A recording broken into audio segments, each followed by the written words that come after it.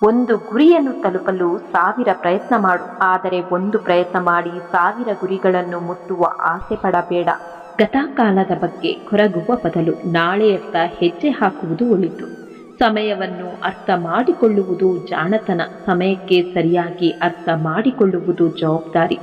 ಎಲ್ಲರೂ ನಿನ್ನನ್ನು ಪ್ರೀತಿಸಬೇಕೆಂದು ನೀನು ಬಯಸಿದ್ದಲ್ಲಿ ನೀನೇ ಮೊದಲು ಪ್ರೀತಿಸುವುದನ್ನು ಪ್ರಾರಂಭಿಸು. ಯಾಕೆಂದರೆ ನೀನು ಬಿತ್ತಿದ್ರೆ ಮಾತ್ರ ನಿನಗೆ ಅದರ ಫಲ ಸಿಗುವುದು. ಯಾವ ವ್ಯಕ್ತಿ ತನ್ನವರನ್ನು ತನ್ನ ಕಣ್ಮುಂದೆ ಬದಲಾಗುವುದನ್ನು ನೋಡಿರುತ್ತಾನೋ ಆ ವ್ಯಕ್ತಿ ಜೀವನದ ಯಾವುದೇ ಸಂಕಟದಿಂದ ಹೋರಾಡಿ ಗೆಲ್ಲಬಲ್ಲ. ನಮ್ಮನ್ನು ಕೊನೆಯವರೆಗೆ ಕಾಯುವುದು ನಾವು ನಮ್ಮ ಮೇಲೆ ಇಟ್ಟಿರುವ ನಂಬಿಕೆ ಮಾತ್ರ. ಹೇಗೆ ನೀರು ಹರಿಯುವಾಗ ಎದುರಿಗೆ ಬರುವ ಕಸ, ಕಡ್ಡಿ, ಕಲ್ಲು ಮುಳ್ಳುಗಳನ್ನು ಹೊತ್ತುಕೊಂಡು ಹರಿದು ತನ್ನ ಗುರಿ ತಲುಪುತ್ತದೆಯೋ ಹಾಗೆ ನಾವು ನಮ್ಮ ಜೀವನದಲ್ಲಿ ಎದುರಾಗುವ ಅವಮಾನ, ತಿರಸ್ಕಾರ, ಕೊಂಕು ನುಡಿಗಳನ್ನು ಎದುರಿಸುತ್ತಾ ಸಾಧನೆಯ ಶಿಖರ ಮುಟ್ಟಬೇಕು. ನಿನಗೆ ಯಾರು ಶತ್ರುಗಳಿಲ್ಲ ಎಂದರೆ ಅನ್ಯಾಯ ನಡೆಯುತ್ತಿದ್ದಾಗ ಮಾತನಾಡಬೇಕಾದ ಸಂದರ್ಭದಲ್ಲಿ ನೀನು ಮೌನವಾಗಿದ್ದೆ ಎಂದರ್ಥ. ಅನ್ಯಾಯವನ್ನು ತಡೆಯುವ ಸಾಮರ್ಥ್ಯ ನಿನ್ನಲ್ಲಿ ಬೆಳೆಸಿಕೊ. ಅತಿಯಾಗಿ ಯಾರಿಂದಲೂ ಏನನ್ನು ಬಯಸಬೇಡಿ, ಯಾಕೆಂದರೆ ಮುಂದೊಂದು ದಿನ ಎಲ್ಲವೂ ಬೇಸರವಾಗಿ ಬಿಡುತ್ತೆ. ಯಾರನ್ನು ತುಂಬಾ ಪ್ರೀತಿಸಬೇಡಿ, ಅತಿಯಾಗಿ ಬಯಸಿದ್ರೆ ಅದರ ಪ್ರತ್ಯುತ್ತರ ಆಟಕ್ಕುಂಟು ಲೆಕ್ಕಕ್ಕಿಲ್ಲ ಎಂಬುವಂತಿರುತ್ತೆ. ಕೆಟ್ಟ ಕರ್ಮಗಳಿಗಷ್ಟೇ ಅಲ್ಲ, ಅಳತೆ ಮೀರಿದ ಒಳ್ಳೆಯತನಕ್ಕೂ ಎಷ್ಟೋ ಸಲ ಶಿಕ್ಷೆ ಆಗುತ್ತೆ. ಸಕ್ಕರೆ ಸಹವಾಸ ಮಾಡಿದ ಹಾಲು ಸಿಹಿಯಾಗುತ್ತೆ, ಉಳಿಯ ಸಹವಾಸ ಮಾಡಿದ ಹಾಲು ಒಡೆದು ಹೋಗುತ್ತೆ. ಅದೇ ರೀತಿ ಬದುಕಿನಲ್ಲಿ ಒಳ್ಳೆಯವರ ಸಹವಾಸ ಮಾಡಿದರೆ ಜೀವನ ಸುಖಮಯವಾಗುತ್ತೆ, ಕೆಟ್ಟವರ ಸಹವಾಸ ಮಾಡಿದರೆ ಜೀವನ ಒಡೆದು ಹೋಗುತ್ತೆ. ಎಲ್ಲಿ ನಿನ್ನನ್ನು ಅಗೌರವದಿಂದ ನೋಡುತ್ತಾರೋ ಅಲ್ಲಿ ಅರೆ ಕ್ಷಣವೂ ನಿಲ್ಲಬೇಡ. ಅಗೌರವದಿಂದ ಕಾಣುವ ವ್ಯಕ್ತಿಗಳ ಮುಂದೆ ನಿನ್ನನ್ನು ತಲೆ ಎತ್ತಿ ಬಾಳುವಂತೆ ಮಾಡುತ್ತೇನೆ, ಚಿಂತಿಸಬೇಡ. ಜೀವನದಲ್ಲಿ ಎಲ್ಲ ಕಳೆದುಕೊಂಡ ಮೇಲೆ ನಮ್ಮ ಮನಸ್ಸಿನಲ್ಲಿ ಏನಾದರೂ ಮಾಡಬೇಕು ಎನ್ನುವ ಧೈರ್ಯ ಮೂಡುತ್ತೆ. ಹೆತ್ತವರ ಋಣದಲ್ಲಿ ಬಿಟ್ಟರೆ ಬೇರೆ ಯಾರ ಋಣದಲ್ಲೂ ಬದುಕಬಾರದು. ಸಮಯ ಬಂದಾಗ ಎಲ್ಲರೂ ಹೀಯಾಳಿಸುವವರೇ. ನಿನಗೆ ಯಾರು ಶತ್ರುಗಳಿಲ್ಲ ಎಂದರೆ ಅನ್ಯಾಯ ನಡೆಯುತ್ತಿದ್ದಾಗ ಮಾತನಾಡಬೇಕಾದ ಸಂದರ್ಭದಲ್ಲಿ ನೀನು ಮೌನವಾಗಿದ್ದೆ ಎಂದರ್ಥ. ಅನ್ಯಾಯವನ್ನು ತಡೆಯುವ ಸಾಮರ್ಥ್ಯ ನಿನ್ನಲ್ಲಿ ಬೆಳೆಸಿಕೊ. ನೀನು ಇಲ್ಲದಿದ್ದಾಗಲೂ ಜಗತ್ತು ಇತ್ತು, ನೀನು ಹೋದರೂ ಜಗತ್ತು ಹಾಗೆಯೇ ಇರುತ್ತೆ. ನಿಮ್ಮ ಉಪಸ್ಥಿತಿಯು ಅಥವಾ ಅನುಪಸ್ಥಿತಿಯು ಭೂಮಿಗೆ ಅಥವಾ ಜನರಿಗೆ ಯಾವುದೇ ವ್ಯತ್ಯಾಸವನ್ನುಂಟು ಮಾಡೋದಿಲ್ಲ. ಆದ್ದರಿಂದ ಚಿಂತೆಗಳಿಂದ ಮುಕ್ತರಾಗಿ ಮತ್ತು ಪ್ರಸ್ತುತ ಸಮಯದಲ್ಲಿ ಸರಿಯಾಗಿ ಬದುಕಲು ಪ್ರಾರಂಭಿಸಿ. ಯಾವಾಗಲೂ ಒಂಟಿಯಾಗಿದ್ದರೂ ಧೈರ್ಯದಿಂದಿರು. ಜಗತ್ತು ಜ್ಞಾನವನ್ನು ನೀಡುತ್ತೆ, ಬೆಂಬಲವನ್ನಲ್ಲ. ಒಳ್ಳೆಯ ಸಂಬಂಧಗಳನ್ನು ಪ್ರೀತಿ ಕೊಟ್ಟು ಉಳಿಸಿಕೊಳ್ಳಿ, ಕೆಟ್ಟ ಸಂಬಂಧಗಳನ್ನು ಮೌನವಾಗಿದ್ದು ಕಳೆದುಕೊಳ್ಳಿ. ಶುದ್ಧವಾದ ಆಸೆ ನಿನ್ನನ್ನು ಮೇಲ್ಮಟ್ಟಕ್ಕೆ ಒಯ್ಯುತ್ತೆ, ಕೆಟ್ಟ ಆಸೆಗಳು ನಿನ್ನನ್ನು ಕೆಡಿಸಿ ಪಾತಾಳದಷ್ಟು ಕೆಳಮಟ್ಟಕ್ಕೆ ನೂಕುತ್ತೆ. ಶತ್ರು ಎಷ್ಟು ಋಣಾತ್ಮಕವಾಗಿ ಬಲಶಾಲಿಯಾಗಿದ್ರು ಕರ್ಮದ ಫಲ ಎದುರಾದಾಗ ಶರಣಾಗತಿ ಹೊಂದಲೇಬೇಕು. ಆತ್ಮ ಭರವಸೆ ಇದ್ದಾಗ ನಮ್ಮನ್ನು ಯಾರು ಏನು ಮಾಡಲು ಸಾಧ್ಯವಿಲ್ಲ. ನಿಜವಾದ ಜ್ಞಾನಿ ಎಂದು ಅಂಜುಬುರುಕನಾಗಿ ಧೃತಿಗೆಡುವುದಿಲ್ಲ.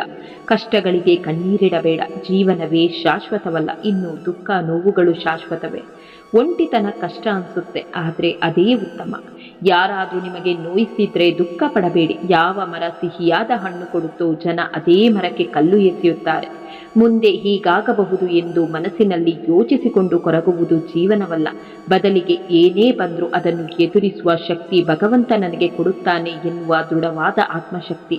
ಧೃತಿ ವಿಷಮ ಪರಿಸ್ಥಿತಿಯನ್ನು ಎದುರಿಸಿಕೊಂಡು ಬದುಕುವುದೇ ಜೀವನ. ಅನಿರೀಕ್ಷಿತ ಆಪತ್ತು ಜೀವನದಲ್ಲಿ ಸಾಮಾನ್ಯ. ಅದನ್ನು ತಿಳಿದು ಆತ್ಮವಿಶ್ವಾಸದಿಂದ ಬದುಕು. ಆಗಬಾರದು ಜಗತ್ತಿನಲ್ಲಿ ಎಂದೂ ಆಗುವುದಿಲ್ಲ, ಆಗುವುದನ್ನು ಯಾರಿಂದಲೂ ತಡೆಯಲು ಸಾಧ್ಯವಿಲ್ಲ. ನಮ್ಮ ರಕ್ಷಣೆಯ ಭಾರ ಸರ್ವನಿಯಾಮಕ ಭಗವಂತನದ್ದು. ಹೀಗಿರುವಾಗ ಭಯವೇಕೆ? ಪರಮಾತ್ಮನಿಗೆ ಶರಣಾದವನು ಮತ್ತೊಬ್ಬರ ಮುಂದೆ ಶರಣಾಗಿರುವ ಉದಾಹರಣೆ ಇಲ್ಲ. ಕರ್ಮ ಹೇಳುತ್ತೆ, ಯಾರನ್ನು ಕೀಳಾಗಿ ನೋಡಬೇಡ. ಯಾರಿಗೆ ಗೊತ್ತು, ನೀನು ಇಂದು ತುಳಿದ ಹಾಳೆಯೇ ಮುಂದೊಂದು ದಿನ ಗಾಳಿಪಟವಾಗಿ ಹಾರಾಡಬಹುದು.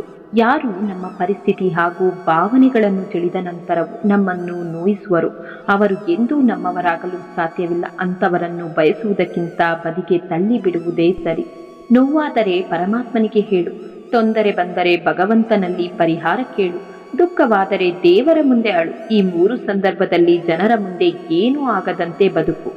ಮೋಸ ಮಾಡಿದವರನ್ನು ಕ್ಷಮಿಸುವಷ್ಟು ಉದಾರಿಯಾಗಬೇಕು ನಿಜ, ಆದ್ದರಿಂದ ಒಳ್ಳೆಯದೇ ಆಗುತ್ತೆ.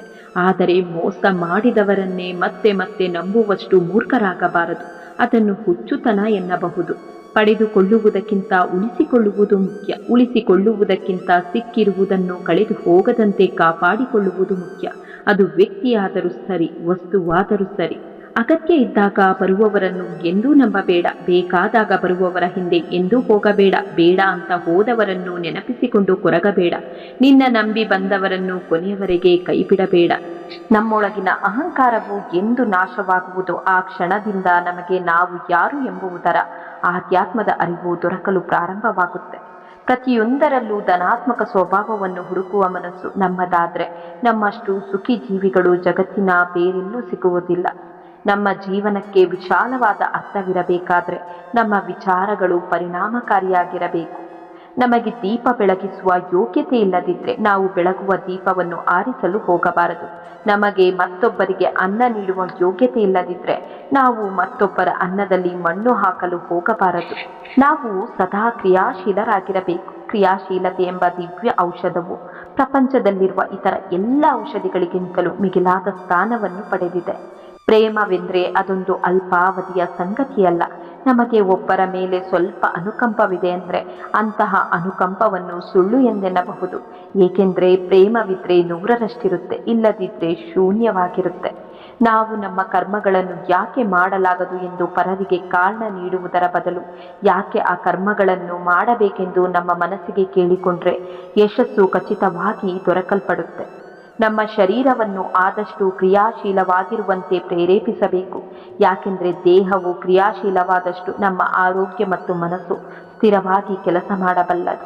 ನಾವು ಜೀವನದಲ್ಲಿ ಏನೇ ಕಳೆದುಕೊಂಡರೂ ಆತ್ಮವಿಶ್ವಾಸವನ್ನು ಮಾತ್ರ ಕಳೆದುಕೊಳ್ಳಬಾರದು. ಯಾಕೆಂದರೆ ಆತ್ಮವಿಶ್ವಾಸ ಹೊಂದಿದ್ರೆ ಕಳೆದುಕೊಂಡಿರುವುದನ್ನೆಲ್ಲ ಮರಳಿ ಪಡೆದುಕೊಳ್ಳಬಹುದು. ಪ್ರೀತಿಗೆ ಪಾತ್ರರಾಗುವುದಕ್ಕಿಂತ ನಂಬಿಕೆಗೆ ಪಾತ್ರನಾಗು. ಪ್ರೀತಿ ತನ್ನಿಂತಾನೇ ಬಲವಾಗುತ್ತೆ. ಒಳ್ಳೆಯ ಸಮಯಗಳಿಗಿಂತ ಹೆಚ್ಚಾಗಿ ಒಳ್ಳೆಯ ಜನರೊಂದಿಗೆ ಸಂಬಂಧವನ್ನು ಇಟ್ಟುಕೊಳ್ಳಿ. ಒಳ್ಳೆಯ ಜನರು ಒಳ್ಳೆಯ ಸಮಯವನ್ನು ತರಬಹುದು, ಆದರೆ ಒಳ್ಳೆಯ ಸಮಯಗಳು ಒಳ್ಳೆಯ ಜನರನ್ನು ತರಲು ಸಾಧ್ಯವಿಲ್ಲ. ಎಲ್ಲವೂ ನನಗೆ ಬೇಕು ಎಂದು ಶುರುವಾಗುವ ಆಸೆ ಕೊನೆಗೆ ನನಗೇನೂ ಬೇಡ ಎನಿಸುವಂತೆ, ಎಲ್ಲರೂ ನನ್ನವರೇ ಎಂದು ಶುರುವಾಗುವ ಸಂಬಂಧ ಕೊನೆಗೆ ಯಾರೂ ನನ್ನವರಲ್ಲ ಎನ್ನುವುದೇ ನಿಜ ಜೀವನ. ಒತ್ತಾಯ ಯಾವುದೇ ಕಾರಣಕ್ಕೂ ಮಾಡಬೇಡಿ. ಕಾರಣ ಇಷ್ಟೇ, ಒತ್ತಾಯ ಇರುವಲ್ಲಿ ಪ್ರೀತಿ ಇರೋದಿಲ್ಲ, ಪ್ರೀತಿ ಇರೋ ಕಡೆ ಒತ್ತಾಯ ಅಗತ್ಯವಿರುವುದಿಲ್ಲ. ಬಂದ ಕಷ್ಟಗಳನ್ನೆಲ್ಲ ಎದುರಿಸಿದವರು ಮುಂದುವರೆದಿದ್ದಾರೆ. ವಿಧಿಯನ್ನು ದೂಷಿಸುತ್ತಾ ಕೂತವರು ಇದ್ದಲ್ಲೇ ಇದ್ದಾರೆ. ಹೃದಯದ ನೋವು ದೇವರಿಗೆ ಮಾತ್ರ ಗೊತ್ತು. ಜನರಿಗೆ ಹೇಗಿದ್ರೂ ಎಲ್ಲವೂ ತಮಾಷೆ. ಕೆಟ್ಟ ನೆನಪುಗಳು ನಿರ್ಜೀವ ವಸ್ತುವಿದ್ದಂತೆ, ಹೊತ್ತು ತಿರುಗಿದಷ್ಟು ಭಾರ ಅವುಗಳನ್ನು ಸುಟ್ಟು ಬಿಡಬೇಕು. ಫಲಿತಾಂಶದ ಮೇಲೆ ಮನುಷ್ಯನ ದೃಷ್ಟಿ, ಶುದ್ಧ ಕರ್ಮದ ಮೇಲೆ ದೇವರ ದೃಷ್ಟಿ. ಹಂತ ಹಂತವಾಗಿ ಸಿಕ್ಕ ಯಶಸ್ಸು ಶಕ್ತಿಯಾಗಿ ಬದಲಾಗುತ್ತೆ. ತಕ್ಷಣಕ್ಕೆ ಬಂದದ್ದು ಅಹಂಕಾರ ಬೆಳೆಸುತ್ತೆ.